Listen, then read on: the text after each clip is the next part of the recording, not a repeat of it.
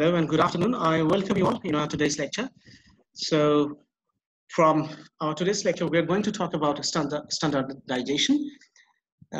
We also talked about in our previous class, but since some of you actually said that we need more clarification, so I'm going to recapitulate some of this stuff, and then we'll move on to new stuff or new items that actually we're going to talk about from our today's lecture.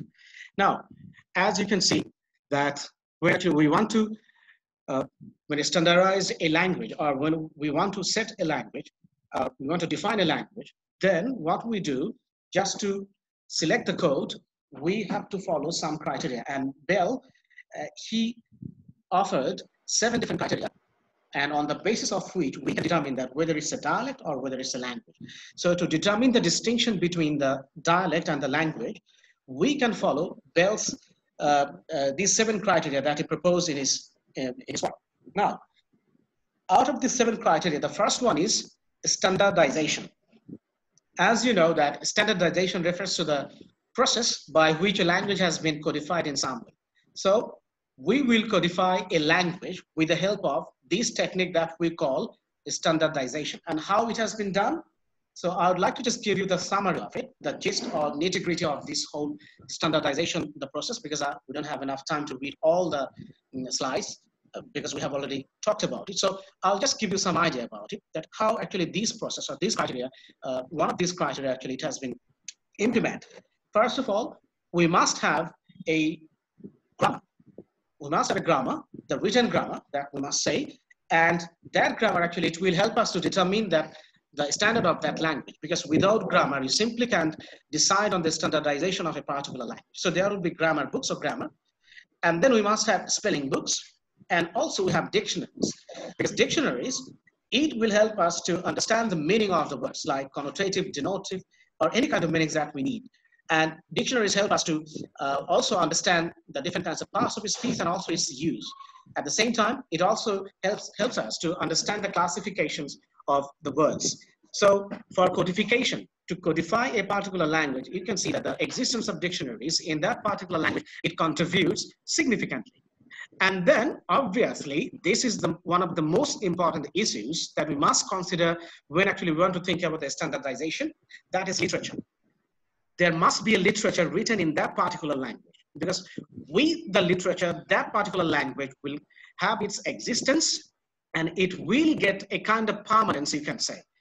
For example, in our mother tongue, in our language, Bangla, we have literature, written literature. And this written literature, actually, that bears the testimony that there is a language called Bangla. And for several centuries, you can see that for the last 100 years, now we can see that how our language has developed.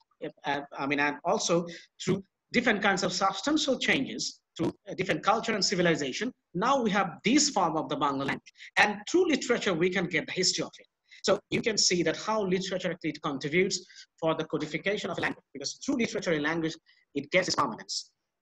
So briefly, we can say that grammar, dictionaries, literature, this will help us to standardize a language.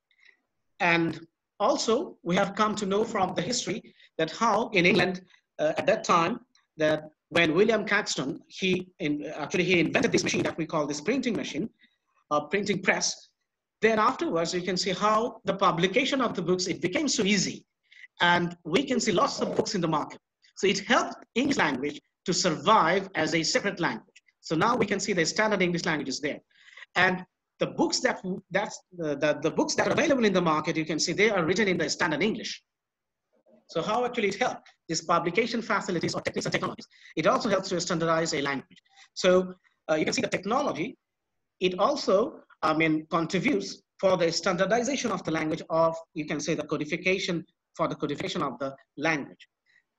Now, I hope that you have got a basic idea that how this standardization actually this works. And also, I'd like to mention that people in the power, especially people who are very powerful in the society, for example, economically and also politically and culturally, these people, when they're very powerful in that position, so they can also decide that which standard or which dialect, especially which dialect of a particular language is going to be codified or standardized. So for a standardization, also this political power of, you can see the financial capacity, financial status of a particular group of people and their cultural background, that also contribute for the codification of a particular language. And also, we go for a standardization to ensure economic, political, and cultural unification. Because you see, for economic development, we need a particular language, and we must have a language through which language we can communicate. And also for political purpose, we need a standard language. And also for cultural unification, we also need a standard language. As you can see, in 1952 and before that, in you can see that we were the part of the Pakistan at that time, and before 1971. And in 1952, you see that how language actually it contributed for the development of our nationality, how it contributed for the nationality, and also it contributed for the unification of the, Bangladeshi people or Bangalis, you can say. So you can see that language also, it helps us to keep ourselves unified, and especially it is cultural. Also, it is related with our literature and our own existence. So for our own identity, to declare our own identity and to maintain the identity, we must have a standard language. And in our country, there is one of the regulatory bodies, which is very prominent and important, that is Bangla Academy. They actually do this job, of standardization of language, from our country, from our perspective. Okay, since actually much have been talked about this standardization, so I don't want to go for a further explanation. Rather, I will jump to the next point, and that is vitality. Now let's see. Now here, so first criteria, one of the criteria which is very important, that was standardization. Now we're talking about vitality. Now, after this, if you have any question, then I will take that question and I will try to answer it. And afterwards, I will start the next discussion, that is vitality. Discussion on vitality, I will start it. So do you have any question or anything to ask about it? Dear students, any question? No, sir. No, sir. I hope it's clear, because I have already discussed all these things in our previous lectures. Now, vitality, the second of Bell's 7 criteria, refers to the existence of a living community of speakers. I also talked about it in our yesterday's lecture. So you see, if there is no speakers of a particular language, then we cannot say that that language has vitality. In Bengali, we can say Sanjeevani শক্তি অথবা জীবিত আমরা বলতে পারি যে একটা ভাষা যদি speaker বেঁচে থাকে তার মানে হচ্ছে সে ভাষাটি জীবিত, আর যদি ওই ভাষার কোনো স্পিকার না থাকে, শুধু কাগজে কলমে ভাষাটি আছে, কিন্তু পৃথিবীতে এখন একজনও বেঁচে নেই যিনি ওই ভাষায় কথা বলছেন, সেক্ষেত্রে আমরা ভাষাটাকে বলবো মৃত ভাষা, and we will say that that particular language doesn't have the vitality. This is the very basic thing about vitality. Now, this criterion can be used to distinguish languages that are alive from those that are dead. So to understand or to maintain the difference or distinction between two different languages, the dead language and the language that is alive. So dead and alive, if you really want to demarcate between these two different kinds of language, then you need to understand the vitality. That is the matter, which deals with the speakers of that particular language. Here we have some examples. One is Manx. It is in the United Kingdom, this linguistic phenomena. It has been taken from UK. So in the UK, you see the Isle of Man. That is the name of the island, Isle of Man. So in the Isle of Man, people used to speak Manx. And there is another place that is called Cornish. And you see the Manx, the speaker of the Manx, they died after the Second World War. So not a single speaker, was alive after the Second World War. So you see, after the Second World War, this means it became a dead language because there is not a single speaker alive on the planet. Then Cornish disappeared at the end of 13th century.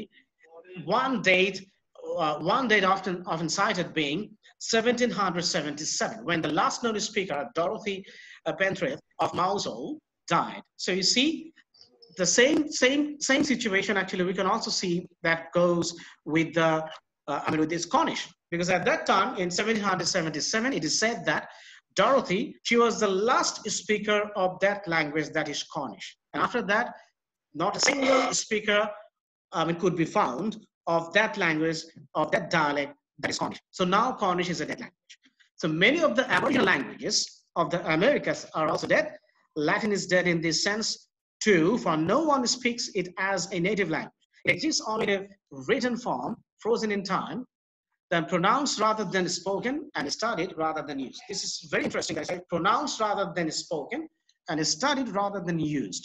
So you see, Latin is a dead language. because you see, we don't use Latin in our everyday communication. So for our everyday communication or discourse, we don't use Latin, but Latin is there, and people study Latin in different universities just as a subject, not as a language. For example, we want to learn language. For example, if you're interested in learning French, or if you're interested in learning, English, then usually we go to different centers, different institutes, and we learn the language. We speak the language and we use that language in our everyday communication. But unfortunately, these languages like Latin and also Sanskrit, we can take the example of Sanskrit from our Indian subcontinent. You can see Sanskrit as a subject. It has been taught in different universities in subcontinent, especially in India and Bangladesh. But you can see nobody speaks Sanskrit anymore. But there was a time when people used that language, people spoke that language, but now it is only a subject. It is studied as a subject, not as a language for everyday communication. I hope you understand it, that what actually I'm trying to say. I mean, this is the point. And also, same thing happened in Americas, that means in countries in America, like we can take the example of the United States of America, that means USA. There you see the Red Indians, and Red Indians actually, they have different sects, different groups of Red Indians they're in America.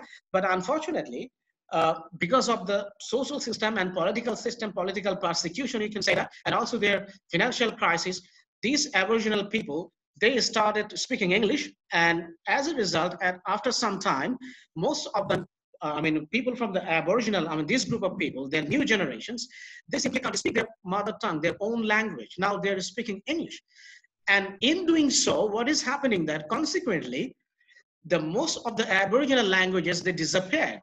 And now those languages are there. Even if they are found in written form, those are only read as a subject, but they are not read that, for example, we read Bangla, we read novels and different other creative works. We read it in Bangla, in our mother tongue, because we want to be entertained. But usually we don't read Bangla as a subject, because only the people who are interested in studying Bangla history or you can say the literature, they will study this subject. Otherwise, we're using it in our everyday communication. So same goes with also these, these dead languages. So there you can find some books, you can find some of dictionaries in some of the languages, but there is no, there is no such thing. You cannot find a single speaker of that language. So that's why it says that pronounced rather than spoken. So spoken means the way you see I'm having a conversation with you. We're using English as a medium of instruction, and I hope that you understand me. And but if I use Sanskrit, you will not be able to understand it. But I will understand because that was my subject. But I cannot use Sanskrit for everyday communication because this is not everybody's language. And studied rather than use. We study Latin, we study Sanskrit in different universities. There are some disciplines, for example, in Dhaka University, they have Sanskrit and Pali. This is the department where usually people go, those who are interested, they read this subject, but you will not find a single student who graduated from this department that they are using Sanskrit for their communication, even not among themselves, among the graduates themselves. They communicate in Bangla, but their subject is Sanskrit, just as a subject they're reading. So that's why it says that studied rather than used. So that is only studied, but they don't use it in their everyday discourse or communication. I hope you understand it. Is that clear, dear students? Have you understood? Do you need any more explanation? Do you need any more explanation? No, sir. No, sir. No, sir. Okay, in that case, I will skip this. There is one interesting linguistic phenomenon here that I would like to just shed some light on it. So I'll just give you the storyline in this way. For example, the case of the Hebrew. This is a very interesting, you can say the linguistic situation, that Hebrew as a language, it was dead language earlier. And rarely you will find that dead language, they are revived. খুব কমই দেখবা যে মৃত ভাষাকে সেটাকে জীবিত করা হয়েছে এবং সেই ভাষায় মানুষ কথা বলা শুরু করেছে বা কমিউনিকেশন করেছে, এরকম খুব রেয়ার এক্সাম্পল আছে আমাদের এই লিঙ্গুইস্টিক্স এ। তুমি এটা স্টাডি করো, তুমি পাবে না। শুধুমাত্র একটা এক্সাম্পল তুমি খুঁজে পাবে, সেটা হচ্ছে হিব্রু। আরো থাকতে পারে, কিন্তু মোটা দাগে যদি বলি হিব্রু ছাড়া তোমার আমার চোখে তেমন পড়বে না। আমি বুঝতে পারছো কি বলছি? Okay. So you see, Hebrew was a language of the Old Testament. And also, most of the books of the Jewish community, those books were written in Hebrew. So Hebrew was only the language of the religion. শুধু ধর্মের ভাষা হিসেবে ব্যবহৃত, তার কিছু না। এই ভাষায় কেউ কথা বলতো না, একটার পরে এই ভাষায় স্পিকার খুঁজে পাওয়া যায়নি। বুঝতে পেরেছো কি বলছি? জি sir. For example, you can also, in our case, we can read Arabic, but we don't understand it. And also we don't use it for everyday communication. But fortunately, there are Arabic speakers in Arab world, so that's a different case. But in our case, you see, we only speak Arabic, but we don't use it. So that was the same, same scenario. Actually, it was, prevalent at that time in that part of the world. So they used Hebrew for the, we call it liturgical variety, or liturgical text or language. ধর্মীয় কাজে শুধু তারা ভাষা ব্যবহার করতো, কিন্তু কথোপকথনের জন্য নয়। But when they found, when they established their country as Israel, Israel is a country these days, and when actually they occupied land from Palestine and they established their country there, so as a country, they found it necessary that they must have a separate language. So they wanted to be identified as a separate nation, and that's why they needed a language. Understood? So they started reviving Hebrew. So it was not only the language of the Old Testament and also the other, scriptures, religious scriptures of the Jewish people. They also started using that language for everyday communication. But they modified the language, because the language used for the religious purpose, it was not usable, or it was not suitable for everyday use. So they just customized it. They changed some of the thing from that, and they made it useful, or they made it suitable for the people's use. ভাষাটা ধর্মের ভাষা হিসেবে ছিল, আর তোমরা জানো যে ধর্মীয় ভাষা যেগুলো থাকে, যেমন অ্যারাবিক আমরা যেটা পড়ি কোরআনে, কিংবা যে কোনো ধর্মগ্রন্থি দেখবা যে তার মধ্যে ভাব গাম্ভীর্য থাকে, ওই ভাষাটা একটু খুব প্রফাউন্ডিটি অন্যরকম থাকে, তার একটা গ্রাভিটি থাকে। ওই সাধারণত আমরা ওই ভাষায় দৈনন্দিন জীবনে আমরা ওরকম করে কথা বলি। তো সেই কারণে তারা কি করেছে, তারা ওই হিব্রুই ভাষাটা, কিন্তু সেটাকে কথ্য ভাষার একটা রূপান্তর তারা করেছে। এখন তারা সেই ভাষাটাকে কথাবার্তা বলে এবং সেই ভাষায় তারা কমিউনিকেশন করছে। So that is, in that sense you can say Hebrew is the language of the Jewish people in Israel. কারণ প্রত্যেকটা দেশ তার নিজস্ব ভূখণ্ডের সাথে তারা একটা ভাষা দিয়েও আইডেন্টিফাইড হতে চায় ভিন্নভাবে, যে আমি জাতি হিসেবে আলাদা, আমার একটা ভাষা আছে। So it is a matter of dignity, and also it's a matter of identity, and it helps people or community to establish a kind of unification. Okay, তারা নিজেদের ইউনিফাইড হতে থাকতে চায়, সেজন্য ভাষা একটা অন্যতম ফ্যাক্টর যা একটা গ্রুপ অফ পিপলকে একত্রিত করে রাখে, ইউনিফাইড করে রাখে। যেমন উর্দু স্পিকাররা আমাদের এখানে সৈয়দপুরে যারা উর্দু স্পিকার আছেন, তারা একসাথে থাকেন, একই জায়গায় থাকেন, তারা একই এলাকাতে থাকতে পছন্দ করেন। তারা বাঙালি বা বাংলাদেশি, যারা বাংলা স্পিকার আমরা যারা আছি, দেখবা যে ইউজুয়ালি উর্দু স্পিকাররা তাদের মধ্যে এসে বাসা ভাড়া নিয়ে থাকতে চাইবে, কিংবা আমিও উর্দু স্পিকার একটা এলাকাতে যে বাসা ভাড়া নিয়ে থাকতে চাইবে না, কারণ আমার ভাষাটা ডিফারেন্ট হওয়াতে আলটিমেটলি আমার চিন্তাটাও ডিফারেন্ট হয়ে যায়, এবং সেক্ষেত্রে আমার ট্র্যাডিশন এবং কালচারাল ডিফারেন্স হয় only because of the language, because language influences your culture and the way you think, the way you do, the way you speak.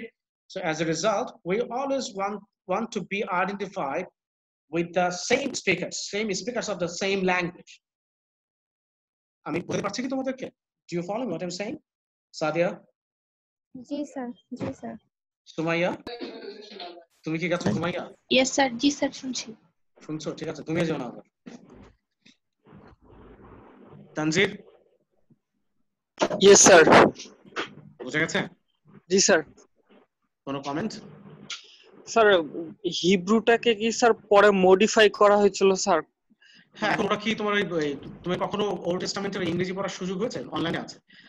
ওইখানে যেরকম বলে যে God created the world in 6 days and God created the man and after his image, কিভাবে বলবা? এরকম ভারী কিভাবে কথা বলবা? কমিউনিকেশন করবে? এই জাতীয় ইংলিশ ব্যবহার করবে? না স্যার, কখনোই না। স্বাভাবিকভাবে ওটাকে কমিউনিকেশন উপযোগী করেছে। ওটা হিব্রুই, ওই ভাষাটাকে ওরা করেছে কি, এটা ব্যবহারযোগ্য করেছে যাতে দৈনন্দিন কমিউনিকেশন এবং ইজিলি ভাষাটা ব্যবহার করতে পারে। অর্থাৎ তাদের মৃত ভাষাকে, যেটা শুধুমাত্র ছিল ধর্মের, পরে সেটাকে তারা কি করেছে দৈনন্দিন ভাষায় রূপান্তরিত করেছে। এখন তাদের গ্রামার আছে, লেখ্য ভাষা, সবকিছু কথা বলা, তাদের স্কুল ইউনিভার্সিটিতে তারা হিব্রু ভাষায় কথা বলে, ব্যবহার করে। So that was the revival of Hebrew. This is the history of Hebrew. So this kind of linguistic situation actually is quite rare, in the world of language. খুব একটা বেশি এরকম দেখা যায়। স্যার একটা স্ট্যান্ডার্ড ল্যাঙ্গুয়েজ কখনো কি dead language হতে পারে না স্যার? অবশ্যই হতে পারে। কেন হতে পারে না? অবশ্যই একটা স্ট্যান্ডার্ড ল্যাঙ্গুয়েজ ডেড হতে পারে। যেমন ধর আমি বলি, আজকে সবাই ইংরেজি বলছে, এই ইংরেজিটা আগামী 100 বছর পর চেঞ্জ হতে হতে যদি এটা ইংরেজি না থাকে। এখন তোমরা জানো যে now we have Nigerian English, you know that, right? We have Indian English, we have Singaporean English, that we call Shinglish. We have Indian English, and that is influenced by Hindi, that's why we call it English. Understood? I'm not joking. Yes, That's the fact. And linguistically, these things are proven. So you can see maybe after 100 or 200 years, the English that we know, that will not be regarded as an English anymore. And nobody will speak that English. ইংলিশটাকে বলছে না, আমি বাংলাদেশের English বলছি, আমার Bangladeshi English আমার বাংলার মতো করে। ইন্ডিয়ানদের ইংলিশটা আলাদা, তখন ওটাই একটা আলাদা ল্যাঙ্গুয়েজ হয়ে যাচ্ছে। বাংলাদেশিরা যেভাবে বলছে ওটাই একটা আলাদা বাংলাদেশের হয়ে যাচ্ছে। ইরানিয়ানরা তাদের পার্সিয়ান ভাষা দিয়ে প্রভাবিত করে ইংলিশটা একটা ব্যবহার করছে, এটা ইরানিয়ান ইংলিশ হয়ে গেল আলাদা। আমি বোঝাতে পারছি ব্যাপারটা কি বলছি তোমাদেরকে? স্যার বুঝছি। এবং ধরো যারা ইউকে এবং আমেরিকা আছে, ওদের ইংলিশটা চেঞ্জ অন্যরকম হয়ে গেল। অর্থাৎ এখন যে ইংরেজি পড়ছে, মেবি 200 বছর 300 বছর পরে ইংলিশটা থাকবে না, এটা অন্য কোনো ভাষায় সব রূপান্তরিত হয়ে যাবে, কারণ ইংলিশ এখন সবাই নিয়ে নিয়েছে, যে যার মতো করে ব্যবহার করছে। I would like to tell you this one history, that when Nigeria, actually it was colonized by the English people, and it was under the rule of this British Empire. And when they became independent, and after the independence, they declared that they are not going to use the English of the colonizers. যে এতদিন যারা আমাদেরকে শোষণ করেছে, শাসন করেছে, আমরা তাদের ইংরেজি বলবো না। কি বলবে? So Nigerian people, they had their own aboriginal languages and different. তোমরা জানো যে সাউথ আফ্রিকান দেশগুলোতে প্রচুর ট্রাইব আছে, প্রত্যেকটা নিজস্ব একটা ভাষা আছে। তো ওদের সকলের নিজের ভাষা ছিল, কিন্তু ওদের একটা লিঙ্গুয়া ফ্রাঙ্কা বা কমন কমিউনিকেশনের জন্য একটা ভাষা লাগে।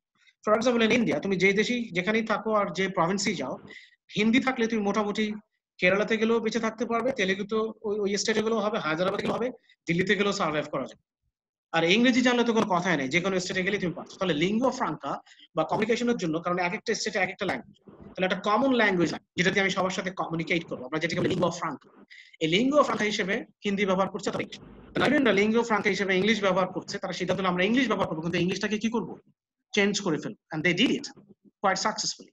So that you will find that Nigerian English is different. It's not like the English English.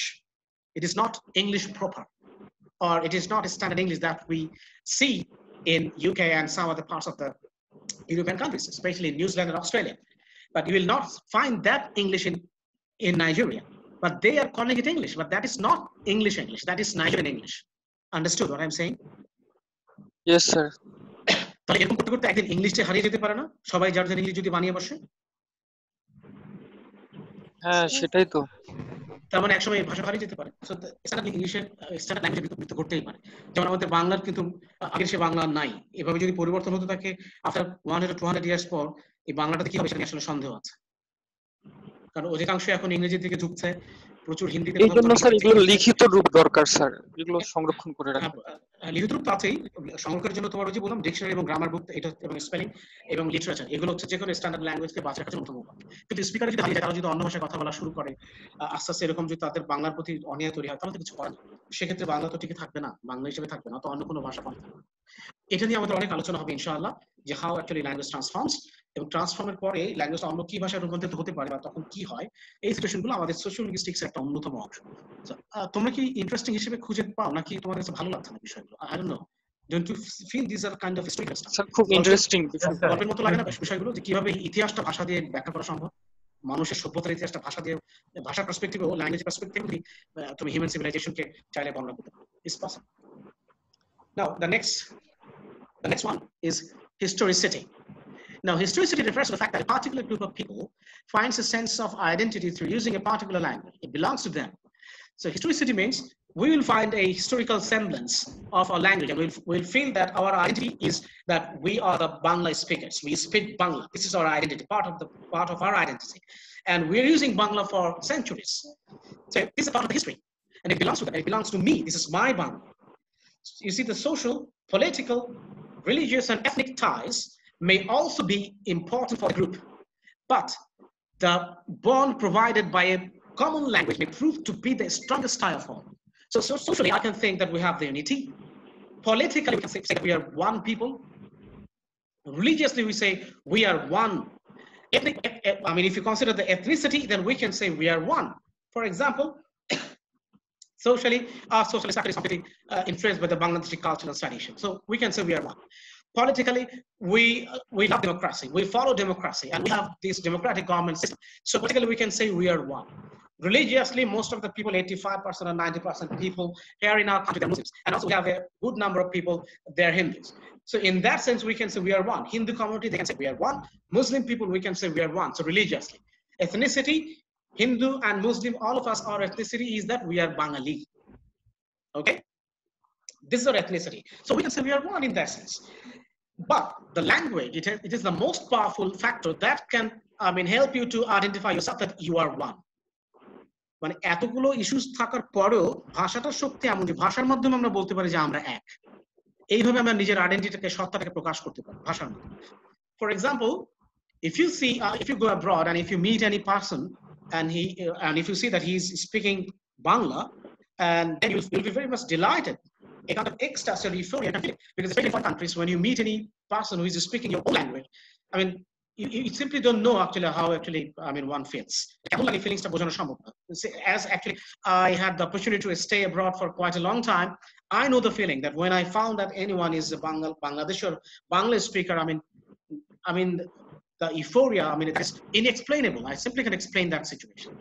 So similarly, that situation I'm telling you, that if you find a person is speaking Bangla, but if you found that actually he is from West Bengal, but still you will feel the kind of, same kind of identity. Both of you are Bangla speakers, you are from Bangladesh and he is from India, that is West Bengal in India. বোঝা গেছে কি বলছি? ভাষার শক্তিটা বোঝা গেছে? যে কেউ পশ্চিমবঙ্গে বাংলা বলছে, তুমি বাইরে যে কারোর সাথে মিট করলে তুমি বাংলাদেশি বাংলা বলছো, কিন্তু এরপরও কিন্তু দুজনের মধ্যে একটা কোথায় যেন একটা একই আইডেন্টিটি, একটা ঐক্য, harmony, you can feel it. যদিও একজন ইন্ডিয়ান একজন বাংলাদেশি, দুজনই বাংলা বলাতে আমরা দুজনকে এক মনে করছি, একটা ফরেন কোন একটা situation. G sir. Ritu? G sir. Okay, that's great. All right, that is historicity. I don't want to go further for further explanation. Now I will be talking about autonomy. Now, what is autonomy? What do you mean by autonomy? Can you tell me? What does it mean?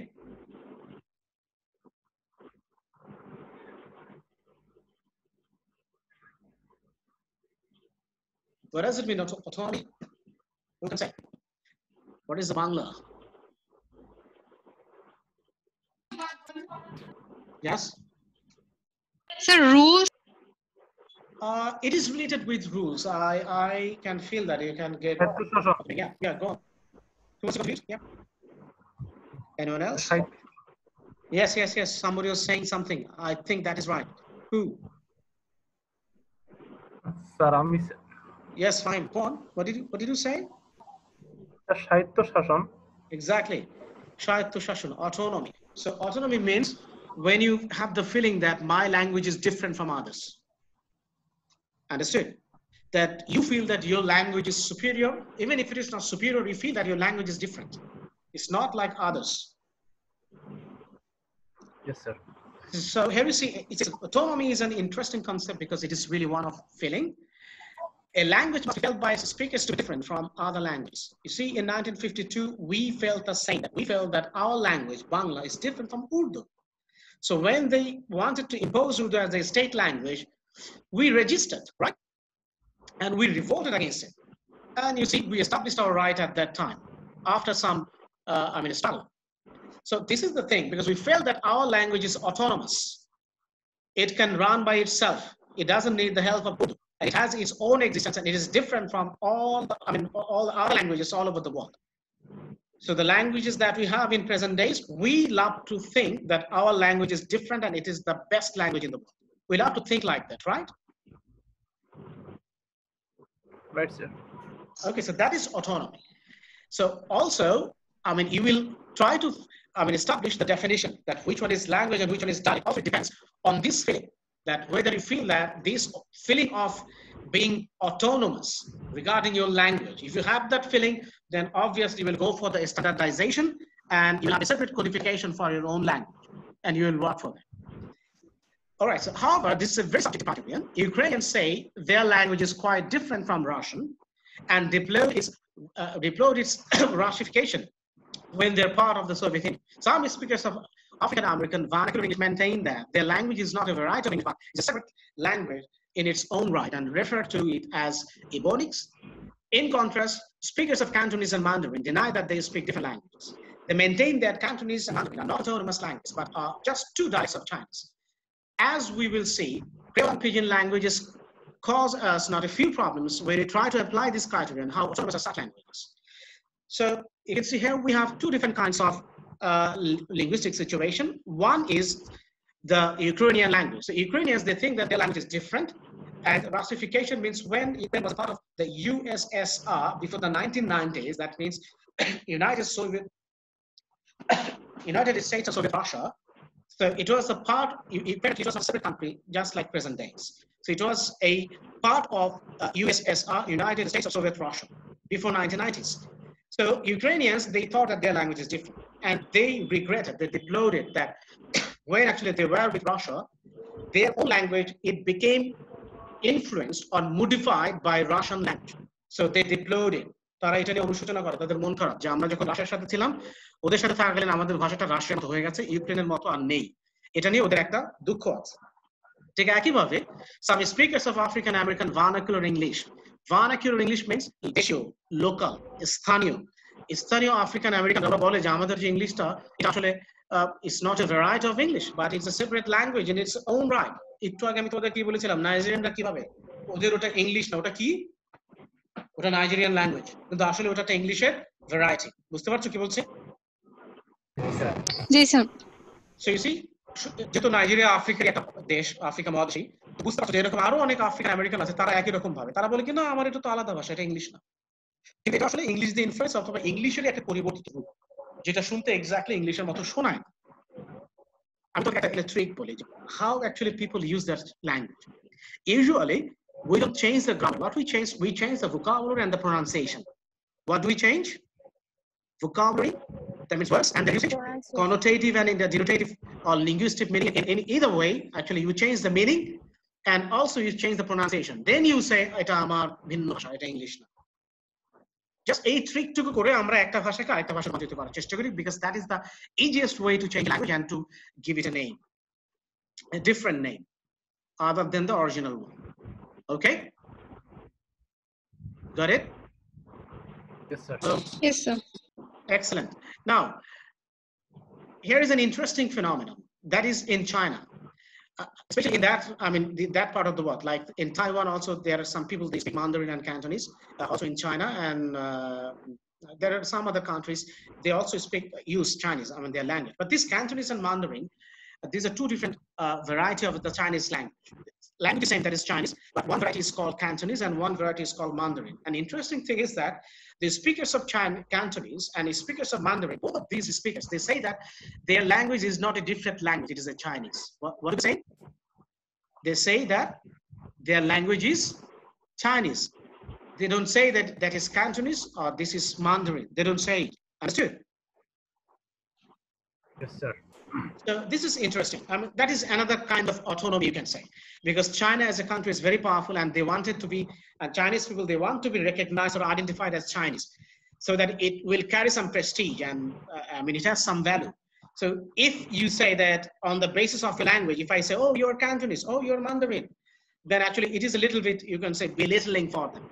তাদের জন্য তাদের মর্যাদা একটু কমে যাবে, এই জন্য তারা বলে আমরা চাইনিজ ল্যাঙ্গুয়েজ, যেহেতু চায়না একটা পাওয়ারফুল দেশ, সুতরাং চাইনিজ ল্যাঙ্গুয়েজ যদি বলি তার মানে চাইনিজ। কিন্তু আমি যদি বলি যে আমারটা চাইনিজ বা ক্যান্টনিজ, তাহলে তো তুমি গ্রেটার যে চায়না, সেই চায়নার অংশ হিসেবে নিজেকে দাবি করতে পারলে না, তখন তুমি একটু ছোট হয়ে গেলে না ক্ষমতার দিক থেকে, politically and economically, financially, you will be regarded as someone who is inferior to the Chinese. Understood? Hello? Okay, I'll take Yes, 5 more minutes, then we'll finish today's lecture. Just bear with me for some time. Now, the fifth one is reduction. Now, from very time reduction, you can understand it. Reduction means you have to reduce something. You have to deduct something. That's reduction. Now, see, reduction refers to the fact that a particular variety may be regarded as a sub-variety rather than as an independent entity. So maybe there are several dialects or several varieties of a particular language, and one of the, for example, two varieties, and one of the varieties will be regarded as a dependent one, and another one will be regarded as independent. So you can see যে আমরা ভ্যারাইটির মধ্যে একটা হবে sub variety, মানে সেটা নিচু, হেও, অত ভালো না, অত গুরুত্ব দেওয়া হচ্ছে না, এবং সেটাকে তুমি ইন্ডিপেন্ডেন্ট অথবা স্বাধীন অস্তিত্ব আছে এরকম একটা ভাষা হিসেবে তুমি সেটাকে স্বীকৃতি দিচ্ছ না। এই যে রিডিউস করে ফেললাম, কি করলাম, দুইটা ভ্যারাইটি থেকে একটা ভ্যারাইটিকে কি করেছি, রিডিউস করেছি না, এটা হচ্ছে reduction. For example, speakers of Cockney will almost certainly say that they speak a variety of English. admit that they're not representative speakers of English. So you see, these people, they admit Cockney, it's a variety of English, and it's very difficult to pronounce. And some part of England, they speak Cockney, and the pronunciation, especially their pronunciation, is very difficult. Vocabulary and sentence structure, they're almost same, just like the, you can see the, the standard English that is used in London and in the surrounding cities. But Cockney, they speak Cockney, and they have a different kinds of pronunciation. That's it's very difficult to understand. Now, these people who speak Cockney, they say that they don't represent the English, but they want to say that that is a variety of English. ওরা বলে যে আমরা ইংরেজি বলি না, কিন্তু আবার এটা বলে এটা ইংরেজির একটা variety. Contradiction বুঝতে পারছো? Contradiction কি বুঝতে পেরেছো? Excellent. Now I'll move on. Here is again, here it says that and recognize the existence of other varieties with equivalent subordinate status. So these people, they don't say that they are the representative speakers of English. They admit that, but at the same time, they say that their English is, their Cockney is the variety of English, and at the same time, they also recognize other varieties of English. Okay? নিজেদেরটাও স্বীকার করছে এটা ইংলিশের variety, অন্যান্য ভ্যারাইটিগুলোকেও তারা মেনে নেয়। Got it? Okay? Yes, sir. Excellent. Okay. Now, sometimes the reduction is in the kinds of opportunities afforded to users of the variety. For example, there may be a reduction of resources. That is, the variety may lack a writing system, or there may be considerable restrictions in use. For example, pidgin language are very much reduced in the functions they serve in society in contrast to standardized languages. Pidgin actually it's a form of language. ভাষা পরিবর্তন হতে হতে পরিবর্তন করতে করতে একটা ফর্মে যায়, সেই ফর্মটা তৈরি করার নাম আমরা ওটাকে বলি পিজিনাইজেশন। সেখান থেকে ভাষাটা যেটা পাই সেটার নাম হচ্ছে পিজিন ল্যাঙ্গুয়েজ। আরেকটা ফর্ম হচ্ছে সেটা হচ্ছে ক্রেওল ল্যাঙ্গুয়েজ। আমরা একটা সেপারেট লেকচারে আমরা পিজিন অ্যান্ড ক্রেওল আমরা কথা বলবো। আমরা জাস্ট বেসিক আন্ডারস্ট্যান্ডিং এর জন্য আজকে এটুকুই বললাম। নাও you can see that how actually it's going on, how actually one variety actually it is regarded as a standard one, because that was the privilege, that was the privileged language, because of political, financial, and different other factors. Actually, maybe one variety will be regarded as a standard language, and others will be regarded as a sub-variety or sub-standard, or you can say they will be regarded as a very, inferior to the original or standard language. যেটাকে standard language ধরা হচ্ছে একটা ভ্যারাইটিকে, হয়তো political কারণে বা ভৌগোলিক কারণে কিংবা বিভিন্ন কারণে, অর্থনৈতিক কারণে ওই এলাকার মানুষ অনেক ক্ষমতাশীল, ক্ষমতাবান, তারা রাষ্ট্র ক্ষমতার একদম কাছে থাকে, সেই জন্য তাদের ভ্যারাইটিটা হয়তো স্ট্যান্ডার্ড হিসেবে গৃহীত হয়েছে, আর অন্য ভাষাগুলো ভ্যারাইটিগুলোকে আমরা সেগুলোকে স্ট্যান্ডার্ড হিসেবে গ্রহণ করছি না, তখন সেগুলোকে আমরা সাব ল্যাঙ্গুয়েজ বা সাব স্ট্যান্ডার্ড হিসেবে। সো এটা রিডাকশনের একটা প্রসেসের মধ্যে পড়ছে। ঠিক যেভাবে আমরা স্ট্যান্ডার্ডাইজেশন করে থাকি, কোডিফিকেশন করে থাকি, রিডাকশনের মাধ্যমে ঠিক একইভাবে একটা ল্যাঙ্গুয়েজকে আমরা ডিটারমিন করি, which is going to be a language and which is going to be regarded as a variety or sub-variety of a language. So it will be decided through the process of reduction. Next is mixture. So you understand from the very name, that means where there is mixture, there is no purity. যেখানে mixture থাকবে সেখানে purity থাকবে না, এটা নাম শুনে বোঝা যায়, right?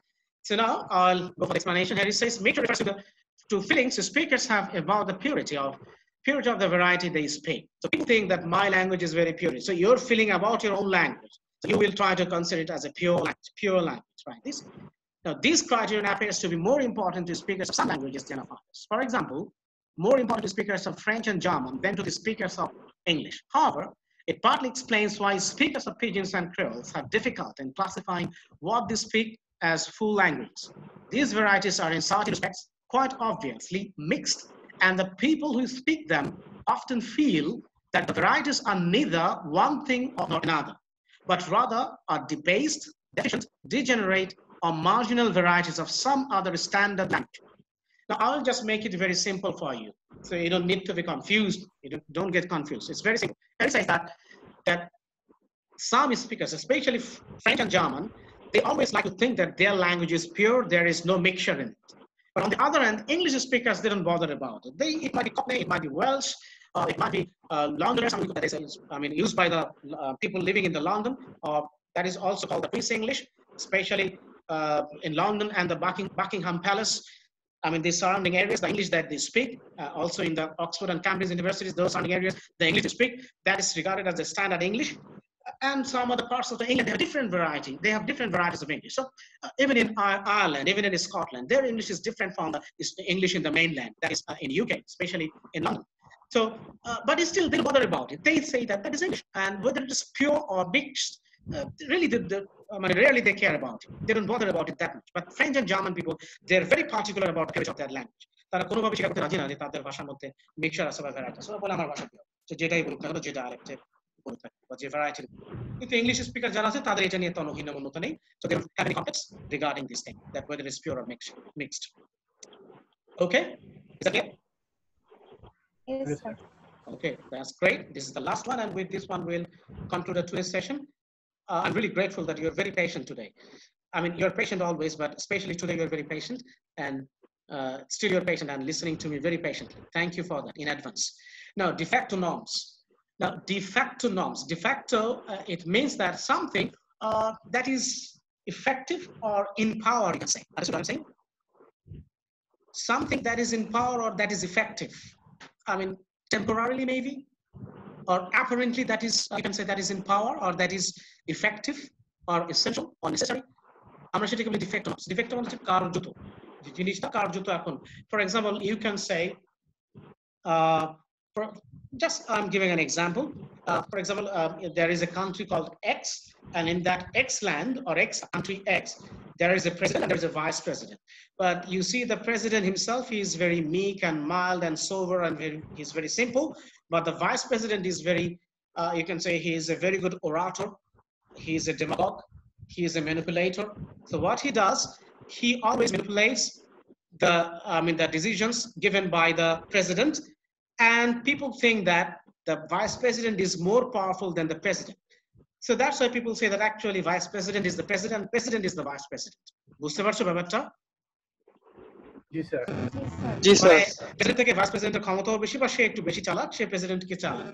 তো এই জন্য লোকজন বলে যে আসলে কার্যত ভাইস প্রেসিডেন্ট হচ্ছে প্রেসিডেন্ট, প্রেসিডেন্টের আসলে কোনো ক্ষমতাই নেই, সে কিছুই করতে পারছে না। আমি জাস্ট এক্সাম্পল দিলাম সিচুয়েশন, যাতে de facto কিছু বুঝতে পারো। Got it? Is that clear now? Yes, sir. Okay, now Yes, sir. Now, finally, having de facto norms refers to the feeling that many speakers have that there are both good speakers and poor speakers, and that the good speakers represent the norms of the proper usage. So you see, so in all language you have good speakers and also you have bad speakers, right? আমাদের ভাষায় কেউ খুব ভালো করে কথা বলে, grammar বজায় রেখে কথা বলছে, সঠিক শব্দটা সঠিক জায়গায় ব্যবহার করে, that means they have a good sense of diction, they have a good sense of context, that means they understand the pragmatics, language in use in the real context, they understand it. There are some people, they're very poor user of that particular language. So they simply don't know how to use that language. They use language, they communicate, but they communicate very poorly. Understood what I'm saying? Got it? Yes, yes, sir. And you can see between these two speakers, I mean good and bad, good and poor speakers, the good speakers, the way he speaks, the good speakers, the way they speak and their language and diction, that will be regarded as the norms. That is de facto norms. এখনো written কিছু নাও থাকতে পারে, থাকতেও পারে, it doesn't matter, in both ways it's possible. And poor speakers, they are also speaking the same language. আমাদের মধ্যে অনেকেই বাংলা বলে খুব স্ল্যাং ইউজ করে, খুব এবড়ো ভাবে, খুব একটা গ্রামার বা না করে না, ফর্মাল ইনফর্মাল মেইনটেইন করেন অনেকে ভাষা ব্যবহারের ক্ষেত্রে, হয় না এরকম? জি স্যার। অনেক সময় বন্ধুর সাথে কথা বলছে, বাবার সাথে একই ল্যাঙ্গুয়েজে কমিউনিকেট করছে, করে না এরকম? জি স্যার। সে হচ্ছে poor speaker or you can say the bad user of that language. তো আমরা কি সেই ব্যাড ইউজারের ল্যাঙ্গুয়েজের ফরম্যাটটা বা নর্মটাকেই কি মেইন ধরে রাখবো, যে এইটাই আসলে আমার বাংলা এরকম দেখতে, আমার বাংলা শুনতে এরকম, সেটা ধরবো, নাকি যে গুড স্পিকার তারটা ধরবো? বলো কোনটা? Good speaker. Exactly. So that is the de facto norms. So you see that apparently we will take the good speakers way of speaking, the way he speaks, the good speaker, the way he uses the language. So we will use those criteria as the norms of that particular language. So that is the de facto norms. So we'll not consider the poor speakers way of speaking, but we'll consider the good speakers way of speaking, and that will be the de facto norms to standardize that particular language. Okay, so this is called de facto norms. Sometimes this means focusing on one particular sub-variety as representing the best usage. For example, Parisian French, or the Florence variety of Italian. So you see that in France, you can see the people are speaking French, in different parts of France. But people who are speaking French in Paris, do you understand me, what I'm saying? People speaking French in Paris, that is the standard. People always admire that French as the standard French language. Understood?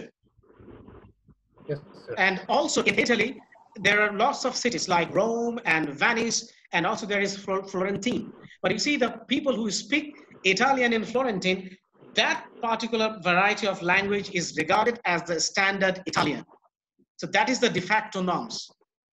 All of them are speaking Italian, but I mean, people speaking in Florence, in Florence, that is the place. So that language in Florentine variety, that is regarded as the standard Italian.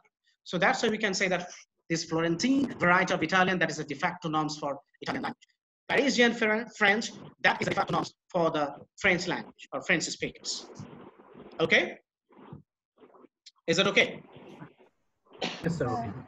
All right. I think that these 7 criteria, it has been explained well for your understanding. And I really thank you for your patience again. So I don't have to say anything more. I think it's enough for today's lecture, because we have already clarified all the 7 criteria that was prescribed or suggested by Bell. So I think that this will help you understand, today's lecture. So now I would like to open the floor for your questions. If you have any question or if you have anything to ask, you can ask me now. Or if you want to contribute to our today's lecture. Okay, anything else? Anything to say? Anyone? Feel free to have your opinion, please.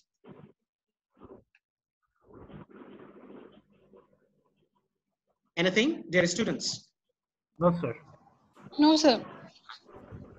Lavani, anything? Do you want to say anything, Lavani? No, sir. Risalat, have you understood? No, Risalat? sir. Yes, sir. No Okay. question, sir. Okay, that's great. That's great. Shamin, how about you? Yes, sir. Anything else? Shamin? Sir, I'm confused about the historicity. Can you repeat the only definition? All right. Even without going back to the historicity, I will just explain it to you in your own way, so that you can understand it.